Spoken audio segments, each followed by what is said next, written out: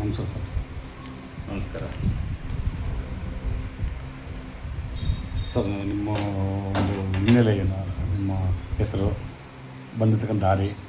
Okay, ನಾನು doctor Thippeswamy Venkatesh ಅಂತೇಳಿ. ನಾನು ಬೇಸಿಕಲಿ ಒಬ್ಬ ಅಗ್ರಿಕಲ್ಚರ್ ಗ್ರಾಜ್ಯುಯೇಟ್. ಕೃಷಿ ವಿಜ್ಞಾನದಲ್ಲಿ ಪದವಿಯನ್ನು ಪಡ್ಕೊಂಡಿದ್ದೀನಿ. BSc ಅಗ್ರಿ ಮಾಡಿಕೊಂಡು MBA ಮಾಡ್ಕೊಂಡಿದ್ದೀನಿ. ಹಾಗೆ ಇನ್ನೊಂದು MBA PGDIM ಅಂತೇಳಿ ಕೋರ್ಸನ್ನು ಮಾಡ್ಕೊಂಡಿದ್ದೀನಿ.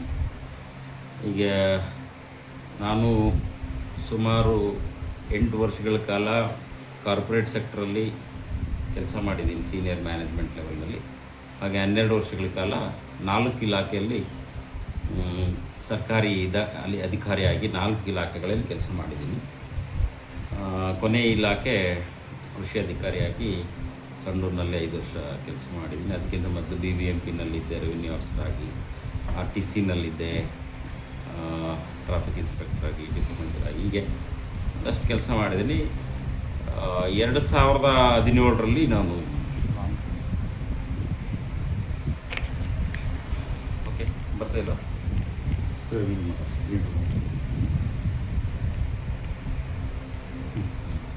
ಮತ್ತೆ ಸ್ಟಾರ್ಟಿಂಗ್. ನಮಸ್ಕಾರ, ನಾನು ಡಾಕ್ಟರ್ ತಿಪ್ಪೇಸ್ವಾಮಿ ವೆಂಕಟೇಶ್ ಅಂತೇಳಿ, ವಿಜಯನಗರ ಜಿಲ್ಲೆ ಕೊಟ್ಟೂರಿನಲ್ಲಿರ್ತಕ್ಕಂಥ ಅಗ್ರಿಬೊಮ್ಮನಹಳ್ಳಿ ವಿಧಾನಸಭಾ ಕ್ಷೇತ್ರದಲ್ಲಿ. ನಾನು ಬೇಸಿಕಲಿ ಒಬ್ಬ ಕೃಷಿ ವಿಜ್ಞಾನಿ, ಅಗ್ರಿಕಲ್ಚರ್ ಗ್ರಾಜ್ಯುಯೇಟು. BSc ಅಗ್ರಿ ಮಾಡಿಕೊಂಡು MBA ಮಾಡಿಕೊಂಡು ಇನ್ನೊಂದು MBA PGDIM ಅಂತೇಳಿ ಮಾಡಿಕೊಂಡು ಒಂದು 8 ವರ್ಷ ಕಾರ್ಪೊರೇಟ್ ಸೆಕ್ಟ್ರಲ್ಲಿ ಕೆಲಸ ಮಾಡಿದ್ದೀನಿ. ಹಾಗೆ ಒಂದು 12 ವರ್ಷ ಗೌರ್ಮೆಂಟ್ ಇಲಾಖೆಯಲ್ಲಿ ಸರ್ಕಾರಿ ಅಧಿಕಾರಿಯಾಗಿ ಸರ್ಕಾರಿ ಇಲಾಖೆಗಳಲ್ಲಿ ಒಂದು ಕೆಲಸ ಮಾಡಿದ್ದೀನಿ 12 ವರ್ಷ. BBMPನಲ್ಲಿ ಕೆಲಸ ಮಾಡಿದ್ದೀನಿ, RTCನಲ್ಲಿ ಕೆಲಸ ಮಾಡಿದ್ದೀನಿ, SBIನಲ್ಲಿ ಮಾಡಿದ್ದೀನಿ. ಕೊನೆಯ ಇಲಾಖೆ ಕೃಷಿ ಅಧಿಕಾರಿಯಾಗಿ ಗೌರ್ಮೆಂಟ್ ಆಫ್ ಕರ್ನಾಟಕ ಸಂಡೂರಿನಲ್ಲಿ 5 ವರ್ಷ ಕೆಲಸ ಮಾಡಿದ್ದೀನಿ. 2017ರಲ್ಲಿ 2018ರಿಂದ ಚುನಾವಣೆಗೆ ನಿಲ್ಲಬೇಕು ಅಂತೇಳಿ ನಾನು ಇನ್ನೂ 20 ವರ್ಷ ಸರ್ವೀಸ್ ಇತ್ತು. ಅವಾಗ ಮೊನ್ನೆ ಕುಮಾರಸ್ವಾಮಿ ಅವರು ನನ್ನನ್ನು ಕರ್ಕೊಂಡು ಬಂದರು 2018ಕ್ಕೆ ಚುನಾವಣೆಗೆ ನಿಲ್ಲಿಸ್ಬೇಕು ಅಂತೇಳಿ. ಸೊ ಅಲ್ಲಿಂದ ಅಗ್ರಿಬೊಮ್ಮನಹಳ್ಳಿ ಕ್ಷೇತ್ರವನ್ನು, ಯಾಕಂದ್ರೆ ನಮ್ಮದೇ ಕ್ಷೇತ್ರ ಇದು, ಲೋಕಲ್ ಕ್ಷೇತ್ರ ಇರೋದ್ರಿಂದ ಕೊಟ್ಟೂರು, ಇದೇ ಕ್ಷೇತ್ರದಲ್ಲಿ ಕೆಲಸ ಮಾಡ್ತಾಯಿದ್ದೀನಿ. ಸೊ ಈಗಾಗಲೇ 2018 ಅನಿವಾರ್ಯ ಕಾರಣಗಳಿಂದ ನನಗೆ ಟಿಕೆಟ್ ಮಿಸ್ ಆಯಿತು, ಗೊತ್ತಿಲ್ಲ ಯಾಕೆ ಅಂತೇಳಿ. 2023ಕ್ಕೂ ಕೂಡ ನಾನು ನಿರಂತರವಾಗಿ ಪಕ್ಷದ ಜೊತೆಗೆ ಇಲ್ಲಿ ಅಗ್ರಿಬೊಮ್ಮನಹಳ್ಳಿ ವಿಧಾನಸಭಾ ಕ್ಷೇತ್ರದಲ್ಲಿ ಒಂದು ಪಕ್ಷಕ್ಕೆ, JDS ಪಕ್ಷಕ್ಕೆ ಒಂದು ಸಣ್ಣ ಗುಂಪಿನ ಬೇಕಂದ್ರೂ ಕೂಡ ನಾನೇ ಜವಾಬ್ದಾರಿ ಇಟ್ಕೊಂಡು ನಾನೇ ಒಂದನ್ನು ಖರ್ಚು ಮಾಡಿಕೊಂಡು ಸುಮಾರು ಒಂದು 6-7 ವರ್ಷ ಪಕ್ಷವನ್ನು ಸಂಘಟನೆ ಮಾಡಿ, ಜೀರೋ ಅಲ್ಲ ಮೈನಸ್ ಇರ್ದಿರ್ತಕ್ಕಂಥ ಪಾರ್ಟಿ ಒಂದು ಪಕ್ಷ ಗೆಲ್ಲತ್ತೆ ಅನ್ನೋ ಮಟ್ಟಕ್ಕೆ ನಾನು ಸಂಘಟನೆ ಮಾಡಿಕೊಂಡು ಒಂದಷ್ಟು ತುಂಬ ಇಂಟೆನ್ಸಿವ್ ಆಗಿ ಕೆಲಸ ಮಾಡಿದ್ದೀನಿ.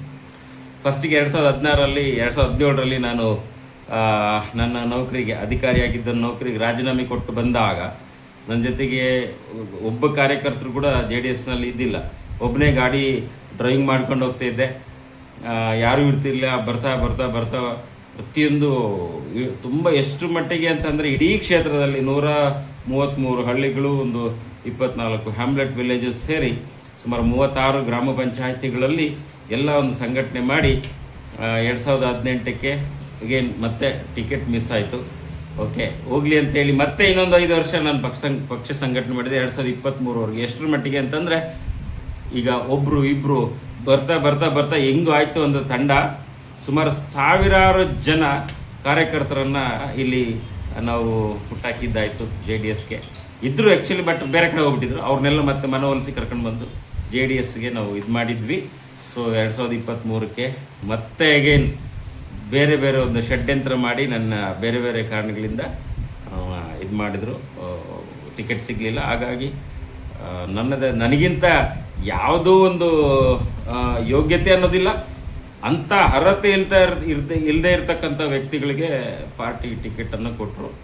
ಹಾಗೆ ಗೊಂದಲವನ್ನು ಕ್ರಿಯೇಟ್ ಮಾಡಿದ್ರು. ಮತ್ತು ನನಗೂ 2 ಸರಿ ಮಿಸ್ ಆಗಿದೆ. ನಾನು ಬಂದಿರೋ ಉದ್ದೇಶನೇ ಶಾಸಕನಾಗಬೇಕು, ಒಬ್ಬ ಲಾ ಮೇಕರ್ ಆಗಬೇಕು, ಒಂದು ಬದಲಾವಣೆಗೆ ಒಂದು ಮುನ್ನುಡಿ ಬರಬೇಕು. ನನ್ನ ಕಡೆಯಿಂದ ಬದಲಾವಣೆಗೂ ಸಣ್ಣ ಒಂದು ಬದಲಾವಣೆ ಆದರೆ ಸಾಕು, ಒಂದು ದೊಡ್ಡ ಮಟ್ಟದಲ್ಲಿ ಇಂಪ್ಯಾಕ್ಟ್ ಕ್ರಿಯೇಟ್ ಆಗುತ್ತೆ ಅನ್ನೋ ಉದ್ದೇಶಕ್ಕೆ ನಾನು ಬಂದವನು.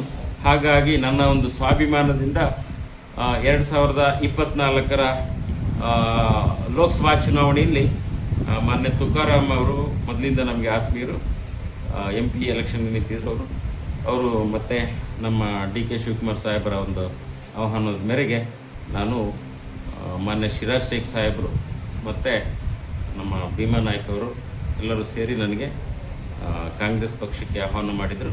ಸೊ ತುಂಬ ದೊಡ್ಡ ಮಟ್ಟದಲ್ಲಿ ಸುಮಾರು 50,000 ಜನ ಸೇರಿರ್ಬೋದು ಆ ಟೈಮಲ್ಲಿ. ನಾನು ಕಾಂಗ್ರೆಸ್ ಪಕ್ಷಕ್ಕೆ ಜಾಯ್ನ್ ಆಗಿದ್ದೀನಿ. 2024ರಿಂದ ನಾನು ಸಕ್ರಿಯವಾಗಿ JDSನಲ್ಲಿ ಎಷ್ಟು ಇಂಟೆನ್ಸಿವ್ ಆಗಿ ಕೆಲಸ ಮಾಡ್ತಿದ್ದೋ ಹಾಗೆ ಕಾಂಗ್ರೆಸ್ ಪಕ್ಷದಲ್ಲಿ ಕೂಡ ಒಬ್ಬ ಶಿಸ್ತಿನ ಸಿಪಾಯಿಯಾಗಿ ನಾನು ಕೆಲಸ ಮಾಡ್ತಾ ಇದ್ದೀನಿ ಈ ಪಕ್ಷದಲ್ಲಿ. Thank you. ಸರ್, ಒಬ್ಬ ಸರ್ಕಾರಿ ಅಧಿಕಾರಿ ಆಗಿದ್ದರು ನೀವು. ಒಬ್ಬ ಸರ್ಕಾರಿ ಅಧಿಕಾರಿಯಾಗಿ ಅಲ್ಲೇ ಸೇವೆ ಮಾಡಿದ್ರಿ. DDನೋ ಇಲ್ಲ ಸ್ಟೇಟ್ ಲೆವೆಲ್ ಕಮಿಷನರ್ ಆಗ್ತಿದ್ರಿ, ಒಂದು ಪ್ರಮೋಷನ್. ಅದು ರಾಜಕೀಯ ಬರೋ ಉದ್ದೇಶ ಏನು ಸರ್? ಅಧಿಕಾರಿ ನಾವು ಸರ್ಕಾರಿ ನೌಕರಿ ಬಿಟ್ಬಿಟ್ಟು ನಾವು ವಯಸ್ಸಿತ್ತು ಇದಿತ್ತು, ಆದರೂ ರಾಜಕೀಯ ಬರೋ ಉದ್ದೇಶ ಏನು ಸರ್? ಸರ್, ನಾನು ರಾಜಕೀಯ ಬೇರೆ ಏನೋ ಒಂದು ಜೀವನ ಮಾಡಬೇಕು ಅಥವಾ ಇದರಿಂದ ನನಗೇನೋ ತುಂಬ ವೈಯಕ್ತಿಕ ಲಾಭ ಪಡ್ಕೋಬೇಕಂತೇಳಿ ಯಾವತ್ತೂ ಖಂಡಿತ ಬಂದವನಲ್ಲ. ಯಾಕಂದರೆ ನಾನು 4 ಇಲಾಖೆಯಲ್ಲಿ ತಾವು ಹೇಳ್ದಂಗೆ BBMPನಲ್ಲಿದ್ದರೆ ಡೆಪ್ಟಿ ಕಮಿಷನರ್ ಆಗ್ತಿದ್ದೇನೋ, ಅಗ್ರಿಕಲ್ಚರ್ ಡಿಪಾರ್ಟ್ಮೆಂಟಲ್ಲಿ ಇದಕ್ಕಿಂತ ದೊಡ್ಡ ಮಟ್ಟಕ್ಕೆ ಹೋಗ್ತಿದ್ದೆ, RTCನಲ್ಲಿದ್ದಿದ್ರು DC ಆಗ್ತಿದ್ದೆ ಅಲ್ಲಿ. ಸೊ ಇಲ್ಲಿ ನನ್ನ ಕುಟುಂಬ ಅಥವಾ ಜೀವನ ಮಾಡೋಕ್ಕಲ್ಲ, ನಾನು ಅವಾಗಲೇ ಹೇಳಿದೆ, ಒಬ್ಬ ಲಾ ಮೇಕರ್ ಆಗಿ ಒಂದು ವ್ಯವಸ್ಥೆಯ ಬದಲಾವಣೆಗೋಸ್ಕರ ನಾನು ಒಂದು ಕಾಂಟ್ರಿಬ್ಯೂಷನ್ ಯಾಕೆ ಮಾಡಬಾರ್ದು ಅನ್ನೋ ಉದ್ದೇಶಕ್ಕೆ ಆ ಶಾಸಕನಾಗಬೇಕು ಅಥವಾ ಮುಂದಿನ ದಿನಗಳಲ್ಲಿ ಬೇರೆ ಬೇರೆ ರೀತಿಯೆಲ್ಲ ಒಂದು ರಾಜಕೀಯವಾಗಿ ಬೆಳಿಬೇಕು. ನನ್ನ ಜನಕ್ಕೆ, ನನ್ನ ಏನಿದ್ದಾರೆ ಇವತ್ತು ಹಿಂದುಳಿದವ್ರಿಗೂ ಇರ್ಬೋದು, ತುಳಿತಕ್ಕೆ ಒಳಗಾದವ್ರು ಇರ್ಬೋದು, ರೈತರಿಗಿರ್ಬೋದು, ಮಹಿಳೆಯರಿಗಿರ್ಬೋದು, ಯುವಕರಿಗಿರ್ಬೋದು, ಸ್ಟೂಡೆಂಟ್ಸ್ಗಿರ್ಬೋದು. ಸೊ ಈ ಎಲ್ಲ ರೀತಿಯ ವರ್ಗಕ್ಕೆ ಸಮಸ್ತ ಸಮಗ್ರವಾಗಿ ಅಭಿವೃದ್ಧಿಗೆ ಒಂದು ನನ್ನ ಕೈ ಜೋಡಿಸ್ಬೇಕು ಅನ್ನೋ ಉದ್ದೇಶಕ್ಕೆ ನಾನು ರಾಜಕಾರಣಕ್ಕೆ ಬಂದವನು. ಒಬ್ಬ ಒಳ್ಳೆ ಸ್ಟೇಟ್ಸ್ಮನ್ ಆಗಬೇಕು ಅನ್ನೋ ಉದ್ದೇಶಕ್ಕೆ ರಾಜಕಾರಣಕ್ಕೆ ಬಂದವನು ನಾನು. ಸರ್, ನೀವು ಅವಲೇ ಹೇಳಿ ನಾವು ಪಾರ್ಲಿಮೆಂಟ್ ಚುನಾವಣೆ ಅಂದರೆ ಪಾರ್ಲಿಮೆಂಟ್ ತುಕಾರಾಮ್ ಸಾವ್ರನ್ನ ಗೆಲ್ಲಕ್ಕೋಸ್ಕರ ಬಂದಿದ್ದೀರಾ ಅಥವಾ ಮುಂದಿನ 28ರ ಚುನಾವಣೆ ವಿಧಾನಸಭೆ ಒಂದು ಚುನಾವಣೆ ಟಿಕೆಟ್ ಸಿಗ್ಬೋದು ಅನ್ನೋ ಭರವಸೆ ಮೇಲೆ ಬಂದ ಕಾಂಗ್ರೆಸ್ ಪಕ್ಷಕ್ಕೆ? ಇದು ಒಂದು ಲಾಜಿಕ್ ಕ್ವಶನ್ ಇದೆ. ಆ 2024ರಲ್ಲಿ ನನಗೆ ಒಂದು ಸ್ವಾಭಿಮಾನ ದೃಷ್ಟಿಯಿಂದ ನಾನು ಅವತ್ತಿನ ದಿನದಲ್ಲಿ ಪಕ್ಷವನ್ನು ಇಲ್ಲಿ ಗೆಲ್ಲಿಸಿದ್ರು. ಕುಮಾರಸ್ವಾಮಿಯವರು ನನಗೆ 2023ರಲ್ಲಿ ಒಂದು ಭರವಸೆಯನ್ನು ಕೊಟ್ಟಿದ್ದರು, ನೇಮರಾಜ್ ನಾಯ್ಕನ್ನ ಗೆಲ್ಸ್ಕೊಂಬನ್ನಿ, ನಿಮ್ಗೊಂದು ಒಳ್ಳೆ ಪೊಸಿಷನಲ್ಲಿ ಇರ್ತೀವಿ ಅಂಥೇಳಿ. ಆದರೂ ಅವರು ಮಾಜಿ CM ಹೇಳಿದ್ದಾರೆ ಅನ್ನೋ ಉದ್ದೇಶಕ್ಕೆ ಅವ್ರಿಗೆ ಕೈ ಜೋಡಿಸಿ ಅವರ ಗೆಲುವಿಗೆ, ನೇಮರಾಜ್ ನಾಯ್ಕ ಅವರ ಗೆಲುವಿಗೆ ನಾನು ಕೈ ಜೋಡಿಸಿದ್ದೀನಿ. ಬಹುಶಃ ನನ್ನಿಂದಂತಲೇ ಹೇಳೋಕ್ಕಾಗಲ್ಲ, ನನ್ನ ದೊಡ್ಡ ಮಟ್ಟದಲ್ಲಿ ಕೊಡುಗೆಯನ್ನು ಕೊಟ್ಟಿದ್ದೀನಿ ಅವ್ರಿಗೆ. ಸೊ ಅದು ಮರ್ತಿರ್ಬೋದು ನೇಮರಾಜ್ ನಾಯ್ಕ ಅವರು, ಬಟ್ ನನಗಂತೂ ತುಂಬ ಖುಷಿ ಇದೆ ಅವತ್ತಿನ ಇದರಲ್ಲಿ. ಬಟ್ ಆದರೆ ಅವರು ಎಲೆಕ್ಷನ್ ಗೆದ್ದು ಆದಮೇಲೆ ಯಾವುದೇ ರೀತಿಯ ಮಾತಾಡಿಸ್ಲಿಲ್ಲ. ಕುಮಾರಸ್ವಾಮಿ ಅವರು ಕೂಡ ನನಗೆ ಯಾವ ರೀತಿಯ ಒಂದು ವಿಶ್ವಾಸಕ್ಕೆ ತಗೊಳ್ಳಿಲ್ಲ. ಹಾಗಾಗಿ ನಾನು ಬಂದಿರೋ ಉದ್ದೇಶ, ನನಗೆ ಯಾವತ್ತೂ ಒಂದು ಗುರಿ ಇದೆ, ಆ ಗುರಿಯನ್ನು ಮುಂದಿಟ್ಕೊಂಡು ಹೋಗ್ತಾ ಇದ್ದೀನಿ. ಅದಕ್ಕೋಸ್ಕರ ನನಗೆ ಎಲ್ಲಿ ಜಾಗ ಸಿಗುತ್ತೋ ಹಂಗಂತೇಳಿ ನಾನು ಎಲ್ಲೋ ಒಂದು ಕಡೆಗೆ ಗಂಜಿ ಹುಡ್ಕೊಂಡು ಓದೋನಲ್ಲ. ನಾನು ಸ್ವಾಭಿಮಾನದಿಂದ ನನಗೆ ಎಲ್ಲಿ ಒಂದು ಅಸ್ತಿತ್ವಕ್ಕೆ ಬೆಲೆ ಇರುತ್ತೋ, ಗೌರವ ಇರುತ್ತೋ, ಅದಕ್ಕೋಸ್ಕರ ನನಗೆ ಕರೆದ್ರು. ಖಂಡಿತ ಆ ಮಟ್ಟಿನಲ್ಲಿ ಬಂದಿದ್ದೀನಿ. ಆ ತಾತ್ಕಾಲಿಕ 2024ರಲ್ಲಿ ಅಫ್ಕೋರ್ಸ್ ಲೋಕಸಭಾ ಚುನಾವಣೆಗೆ ಮಾನ್ಯ ತುಕಾರಾಮ್ ಸಾಹೇಬರು ನಿಂತಿದ್ರು, ಅವ್ರನ್ನ ಗೆಲ್ಲಿಸೋ ಉದ್ದೇಶ ಇತ್ತು, ಗೆಲ್ಲಿಸಿದ್ವಿ. ಹಾಗೆ ಈ ಪಕ್ಷದಲ್ಲಿ ನನ್ನದೇ ಆದ ಒಂದು ಅಸ್ತಿತ್ವ ಕಂಡ್ಕೋಬೇಕು, ಪಕ್ಷಕ್ಕೋಸ್ಕರ ಕೆಲಸ ಮಾಡಬೇಕು. ಪಕ್ಷಕ್ಕೋಸ್ಕರ ಕೆಲಸ ಮಾಡಿದ್ರೆ ಮುಂದಿನ ದಿನಗಳಲ್ಲಿ ನಾನು ಖಂಡಿತ ಮಾಡೇ ಮಾಡ್ತದೆ. ಯಾಕಂದರೆ ಒಂದು ಪಕ್ಷ ನನಗೆ ಮಿಸ್ ಮಾಡಿದ್ರು ಕೂಡ ಇನ್ನೊಂದು ಪಕ್ಷದಲ್ಲಿ ನನ್ನ ಗುರುತಿಸ್ತಾರೆ ಅನ್ನೋ ಉದ್ದೇಶಕ್ಕೆ, ಯಾಕಂದರೆ ಒಂದು ರಾಷ್ಟ್ರೀಯ ಪಕ್ಷ ಇರೋದ್ರಿಂದ, ಒಂದು ಎಲ್ಲ ವರ್ಗಗಳ ಏಳ್ಗೆಗೋಸ್ಕರ ಶ್ರಮಿಸ್ತಕ್ಕಂಥ ಪಕ್ಷ ಇರೋದ್ರಿಂದ ನನ್ನ ಗುರುತಿಸ್ಬೋದು ಮುಂದಿನ ದಿನಗಳಲ್ಲಿ. ಶಾಸಕ ಅಂತೇನೇ ಅಲ್ಲ, ಮುಂದೆ ಯಾವುದೇ ಒಂದು ಸ್ಥಾನಮಾನ ಅಂತ ಅನ್ನೋದಕ್ಕಿಂತ ಒಂದು ನನ್ನಲ್ಲೇ ಇರ್ತಕ್ಕಂಥ ಒಂದು ಪೊಟೆನ್ಷಿಯಾಲಿಟಿನ ಹೊರಗಡೆ ತೆಗೆಯುತ್ತೆ ಈ ಒಂದು ಪಕ್ಷ ಅನ್ನೋ ಉದ್ದೇಶಕ್ಕೆ ನಾನು ಬಂದವನು ಸರ್. ಈಗ ನೀವು ಒಂದು ನಿರ್ಧಾರ ಮಾಡ್ಕೊಂಡು ಮತ್ತು ಬದ್ಧತೆ ಮಾಡ್ಕೊಂಡು ನೌಕರಿನ ರಿಸೈನ್ ಮಾಡಿ ಬಂದಿದ್ದೀರಿ. ನೀವು ರಾಜಕಾರಣದಾಗ ಏನಾದ್ರು ಗುರಿ ಮುಟ್ಲೇಬೇಕು, ಒಂದು ದಳ ಸೇರ್ಲೇಬೇಕಂತ ನಿರ್ಧಾರ ಮಾಡ್ಕೊಂಡು ಬಂದಿರ್ತಕ್ಕಂಥವ್ರು. ಯಾಕಂದ್ರೆ ನೀವು ಒಂದು ಖಾಲಿ ಸೈಟನ್ನ ಮನೆ ಕಟ್ಟಿದ್ದೀರ, ಒಂದು ಪಕ್ಷನ ಕಟ್ಟಿ ಅಲ್ಲಿ ವಾಸ ಮಾಡೋಕ್ಕೆ ಬೇರೆ ಬಿಟ್ಟರೆ ನೀವೇ ಹೇಳಿದ್ರಿ. ಅಲ್ಲಿ ಏನಿದೆ ಜೀರೋ ಇತ್ತು ಸರ್, ಅದನ್ನೆಲ್ಲ ಸಂಘಟನೆ ಮಾಡಿಬಿಟ್ಟು ಇಡೀ ತಾಲೂಕಲ್ಲಿ ನಾನು ಸುಭದ್ರವಾಗಿ ಪಕ್ಷ ಕಟ್ಟಿದ್ದೆ JDS ಅಂತೇಳಿ. ಈ ಖಾಲಿ ಸೈಟಿಗೆ ಮನೆ ಕಟ್ಟಿದ ಮೇಲೆ ಬೇರೆ ಬಂದು ನಿಮ್ಮ ಮನೇಲಿ ವಾಸ ಮಾಡ್ರು ಅಂತ ನೀವು ಹೇಳಿದ್ರಿ ಅವಾಗ. ಈಗ ಪ್ರೆಸೆಂಟ್ ಬೇರೆ ಬಂದು ವಾಸ ಮಾಡ್ತಿದ್ದಾರೆ. ಈಗ ಮತ್ತೆ ಈ ಪಕ್ಷದಲ್ಲಿ ಆ ಥರ ಆಗಬಾರ್ದು ಅನ್ನೋ ಒಂದು ಉದ್ದೇಶ ನಿಮ್ಗೆ ಐತೆ, ಒಂದು ದುಡಿದಾಗಿರ್ಬೇಕು. ಯಾಕಂದ್ರೆ ನಿಮ್ದೊಂದು ಇಂಟೆನ್ಷನ್ ಇಟ್ಕೊಂಡೆ ಬಂದಿರಿ ರಾಜಕಾರಣಕ್ಕೆ ಬರೋಕ್ಕಾರೆ, ನೀವು ಅಧಿಕಾರನ ತ್ಯಜಿಸಿ ಬಂದಿರಂದರೆ ನಾನು ಗುರಿ ಮುಟ್ಟಬೇಕು, ಒಂದು ನೆಲೆ ಕಂಡ್ಕೊಳ್ಳೇಬೇಕು ಅಂತೇಳಿ ಬಂದಿದ್ದೀರಿ. ಹಂಗಾಗಿ ಒಂದು ರಾಷ್ಟ್ರೀಯ ಪಕ್ಷ ಕಾಂಗ್ರೆಸ್ ಪಕ್ಷ ಎಲ್ಲ ಸಮುದಾಯಗಳಿಗೆ, ವರ್ಗದವರಿಗೆ, ಒಂದು ಅದು ಶೋಷಿತ ಸಮುದಾಯಗಳಿಗೆ, ತಳ ಸಮುದಾಯಗಳಿಗೆ ನೆಲೆ ಕೊಂಡ್ಕೊಂಥ ಪಕ್ಷ ಅಂತ ಕಾಂಗ್ರೆಸ್ ಇಡೀ ರಾಜ್ಯ ಮತ್ತು ದೇಶದಲ್ಲಿ ಗೊತ್ತಿರ್ತಕ್ಕಂಥ ಸಂಗತಿ. ಹಂಗಾಗಿ ನೀವು ಮುಂದಿನ ವಿಧಾನಸಭೆ ಅಥವಾ MLC ಏನಾದರೂ ಆಕಾಂಕ್ಷೆ ಹೊಂದಿದ್ದೀರಾ ಕಾಂಗ್ರೆಸ್ ಪಕ್ಷದಿಂದ? ಸರ್ ಖಂಡಿತ ಆಕಾಂಕ್ಷೆ ಅಂತೂ ಹೌದು. ಯಾಕಂದ್ರೆ ನಾನು ಸುಮ್ಮನೆ ಬರ್ಲಿಕ್ಕೆ ಆಗೋದಿಲ್ಲ. ಯಾಕಂದ್ರೆ ನನ್ನ ಟೈಮು ಆ್ಯಂಡ್ ಎನರ್ಜಿಯನ್ನು ನಾನು ಇದು ಮಾಡಿಕೊಂಡು ಇಲ್ಲಿ ಹಣವನ್ನು ಖರ್ಚು ಮಾಡಿಕೊಂಡು ಮಾಡ್ತಕ್ಕಂಥ ಸುಮ್ಮನೆ ಯಾರೂ ಮಾಡೋದಿಲ್ಲ. ಎಸ್, ನಾನು ಖಂಡಿತ ಒಬ್ಬ ಪ್ರಬಲ ಆಕಾಂಕ್ಷಿ. 2028ಕ್ಕೆ ಕಾಂಗ್ರೆಸ್ ಪಕ್ಷದಿಂದನೇ ಅಗ್ರಿಬೊಮ್ಮಳಿ ವಿಧಾನಸಭಾ ಕ್ಷೇತ್ರಕ್ಕೆ ನಾನೊಬ್ಬ ಪ್ರಬಲ ಆಕಾಂಕ್ಷಿ. ಸೊ ಅದು ಹೈಕಮಾಂಡಿಗೆ ಬಿಟ್ಟಿದ್ದು ತೀರ್ಮಾನ. ಯಾಕಂದರೆ ನಾನು 6 ವರ್ಷ 7 ವರ್ಷ ಅಲ್ಲಿ ಬೇರೆ ಕಡೆ ಕೆಲಸ ಮಾಡಿದ್ರು ಕೂಡ ಅಲ್ಲಿ ಮಿಸ್ ಮಾಡಿದೆ. ಸೊ ಇಲ್ಲಿ ನಾನು ಕೆಲಸ ಮಾಡ್ತಾ ಇದ್ದೀನಿ, ಅದು ಹೈಕಮಾಂಡ್ ಏನು ಹೇಳ್ತದೆ, ತುಂಬ ದೊಡ್ಡ ಮಟ್ಟದಲ್ಲಿ ಹೈಕಮಾಂಡ್ ಇದೆ ನಮಗೆ. ಅವರ ಒಂದು ಏನು ಅಣತಿಯಂತೆ ನಾವು ನಡಿಬೇಕಾಗುತ್ತೆ. ಈಗ ಆಲ್ರೆಡಿ ನಮ್ಮ ಭೀಮಾ ನಾಯಕ್ ಸಾಹೇಬರು ಇದ್ದಾರೆ ಇಲ್ಲಿ ಅಗ್ರಿಬೊಮ್ಮಳಿ ಕ್ಷೇತ್ರದಲ್ಲಿ. ಅವರು 2 ಸರಿ MLA ಆಗಿದ್ದವರು. ಅವ್ರದ್ದು ತನ್ನದೇ ಆದ ಕೊಡುಗೆ ಇದೆ ಈ ಕ್ಷೇತ್ರಕ್ಕೆ, ಮತ್ತು ಅವರು ಇದ್ದಾರೆ. ಸೊ ನಾನು ಇದ್ದೀನಿ ಆಕಾಂಕ್ಷಿ. ಹೈಕಮಾಂಡ್ ಯಾರಿಗೆ ತೀರ್ಮಾನ ತಗೊಂಡು ಟಿಕೆಟ್ ಕೊಡುತ್ತೋ ಖಂಡಿತ ನಾನು ಇದು ಮಾಡ್ತೀನಿ. ಅವ್ರಿಗೆ ಸಿಕ್ಕರು ನಾನು ಮಾಡ್ತೀನಿ, ನನಗೆ ಸಿಕ್ಕರೆ ಅವರು ಮಾಡಬಹುದು. ಓಕೆ, ಸೊ ಅದು ಆ ಒಂದು ಗುರಿ ಅಂತೂ ನನ್ನೊಂದಿದೆ. Thank you sir. ಈಗ ಕಾಂಗ್ರೆಸ್ ಪಕ್ಷದಲ್ಲಿ ಇವು 2023 ಚುನಾವಣೆ ರಾಜ್ಯದಲ್ಲಿ 130 ತಾಸು ಬಿಟ್ಟು ಬರಲಿಕ್ಕೆ ಮೇನ್ ಗ್ಯಾರಂಟಿ ಯೋಜನೆಗಳ ಕಾರಣ ಅಂತ ಹೇಳ್ತಾರೆ. ಆ ಗ್ಯಾರಂಟಿ ಯೋಜನೆ ಬಗ್ಗೆ ನಿಮ್ಮ ಒಂದು ಅನಿಸಿಕೆ ಏನು ಸರ್? ಸರ್ ಖಂಡಿತ ಇವತ್ತು ಗ್ಯಾರಂಟಿ ಯೋಜನೆಗಳು ನಾವು ವಿಶ್ಲೇಷಣಾತ್ಮಕವಾಗಿ ಹೇಳೋದಾದರೆ ಬಹುಶಃ ಇವತ್ತಿನ ತುಳಿತಕ್ಕೆ ಒಳಗಾದವರು, ದಲಿತರು, ಹಿಂದುಳಿದ ವರ್ಗವ್ರಿಗೆ ಅಥವಾ ಈವನ್ ಅಲ್ಪಸಂಖ್ಯಾತರಿಗಿರ್ಬೋದು, ಆಮೇಲೆ ಮುಂದುವರೆದ ಇರ್ತಕ್ಕಂಥ ಜನಾಂಗಗಳಲ್ಲಿರ್ತಕ್ಕಂಥ ತುಂಬ ಜನ ಬಡವರು ಇದ್ದಾರೆ, ಆರ್ಥಿಕವಾಗಿ ಹಿನ್ನಡೆ ಇರ್ತಕ್ಕಂಥ ಅವರೆಲ್ಲರಿಗೂ ತುಂಬ ದೊಡ್ಡ ಮಟ್ಟದಲ್ಲಿ ಇವತ್ತು ಸಹಾಯ ಆಗ್ತಕ್ಕಂಥದ್ದು. ಬಹುಶಃ ಬೇರೆ ಪಾರ್ಟಿಯವರು ಅದನ್ನು ಬೇರೆ ರೀತಿಯಿಂದ ಹೇಳ್ಬೋದು, ಆದರೆ ಅಲ್ಲಿ ಫಲಾನುಭವಿಗಳಾಗಿರ್ತಕ್ಕಂಥವ್ರಿಗೆ ಮಾತ್ರ ಗೊತ್ತು ಅವರ ಜೀವನ ಎಷ್ಟರ ಮಟ್ಟಿಗೆ ಅದರಿಂದ ಸುಧಾರಿಸ್ತಾ ಇದೆ ಅನ್ನೋದು. ಈಗ ಆಲ್ರೆಡಿ ಇವತ್ತು ಎಷ್ಟೋ ಜನ ಹೆಣ್ಮಕ್ಳು ಬೇರೆ ಊರಿಗೆ ಹೋಗ್ಲಿಕ್ಕೆ ಒಂದು ಬಸ್ ಚಾರ್ಜ್ ಇತ್ತು. ಇವತ್ತು ಬೇರೆ ಬೇರೆ ಊರುಗಳಿಗೆ ತನ್ನ ಸ್ವಂತ ಕೆಲಸಗಳನ್ನು ಮಾಡ್ಕೊಳ್ಳಿಕ್ಕೆ ಅನುಕೂಲ ಆಗ್ತಕ್ಕಂಥದ್ದು ಟ್ರಾನ್ಸ್ಪೋರ್ಟೇಷನ್. ಯಾಕಂದ್ರೆ ನಾನು ಟ್ರಾನ್ಸ್ಪೋರ್ಟ್ ಇಲಾಖೆಯಲ್ಲಿ ಅಧಿಕಾರಿಯಾಗಿದ್ದವನು ನಾನು. ಸೊ ಅದರದ್ದು ಗೊತ್ತು ನನಗೇನು ಅಂತೇಳಿ.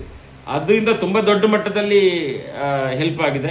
ಹಾಗೆ ಇವತ್ತು 2,000 ರೂಪಾಯಿ ಏನಿದೆ ಅಲ್ಲ ಗಂಡು ಮಕ್ಳಿಗೆ ಕೊಡೋದಕ್ಕಿಂತ ಹೆಣ್ಮಕ್ಳಿಗೆ ಕೊಟ್ಟಿರೋದ್ರಿಂದ ತುಂಬ ಅನುಕೂಲ. ಅವ್ರ ಮನೆ ನಡೆಸ್ತಕ್ಕಂಥದ್ದು, ಇವತ್ತು ಎಷ್ಟೋ ಮಕ್ಳಿಗೆ ಫೀಸ್ ಕಟ್ಕೊಂಥದ್ದು ಇರ್ಬೋದು. ಹಾಗೆ ಒಂದು ಆರೋಗ್ಯ ದೃಷ್ಟಿಯಿಂದ ಏನೇನು ಸಮಸ್ಯೆ ಇದ್ರೆ ಇಮಿಡಿಯೇಟಾಗಿ ಆರೋಗ್ಯದ ಒಂದು ಟ್ರೀಟ್ಮೆಂಟ್ಗೋಸ್ಕರ ಇವತ್ತು ಬೇಕಾಗ್ತಕ್ಕಂಥ ಎಲ್ಲ ರೀತಿಯಿಂದ ಇವತ್ತು ಸ್ಟೂಡೆಂಟ್ಸ್ಗೆ ಇವತ್ತು ಮುಗಿಸ್ ಬಂದಿರ್ತದೆ, ಕೆಲಸ ಸಿಕ್ಕಿರಲ್ಲ, ಅವರಿಗೆಲ್ಲ ವಿದ್ಯಾರ್ಥಿ ಒಂದು ವಿದ್ಯಾರ್ಥಿ ವೇತನ ಅನ್ನೋದಕ್ಕಿಂತ ನಿರುದ್ಯೋಗ ವೇತನ ಕೊಡ್ತಾ ಇದ್ವಿ. ಸೊ ಅದು ಕೂಡ ತುಂಬ ದೊಡ್ಡ ಮಟ್ಟದಲ್ಲಿ ಇವತ್ತು ಕೆಲಸ ಮಾಡ್ತಾ ಇದೆ. ಹಾಗಾಗಿ ಇವತ್ತು ಕರೆಂಟ್ ಬಿಲ್ಲು ಎಷ್ಟೋ ಜನಗಳಿಗೆ ಕರೆಂಟ್ ಬಿಲ್ಲು ಫ್ರೀ ಆಗಿದೆ. ಅದು ಎಷ್ಟು ಮಟ್ಟಿಗೆ ಹೆಲ್ಪ್ ಆಗ್ತದೆ ಅವ್ರಿಗೆ ಫಲಾನುಭವಿಗಳು ಕೇಳ್ಕೊಂಡ್ರೆ ಸಾಕು ಸರ್. ಅವರ ಮನಸ್ಸಿನಲ್ಲಿ ಕಾಂಗ್ರೆಸ್ ಪಕ್ಷದ ಬಗ್ಗೆ ತುಂಬ ದೊಡ್ಡ ಮಟ್ಟದ ಒಂದು ಗೌರವ ಇದೆ, ದೊಡ್ಡ ಮಟ್ಟದ ಒಲವಿದೆ.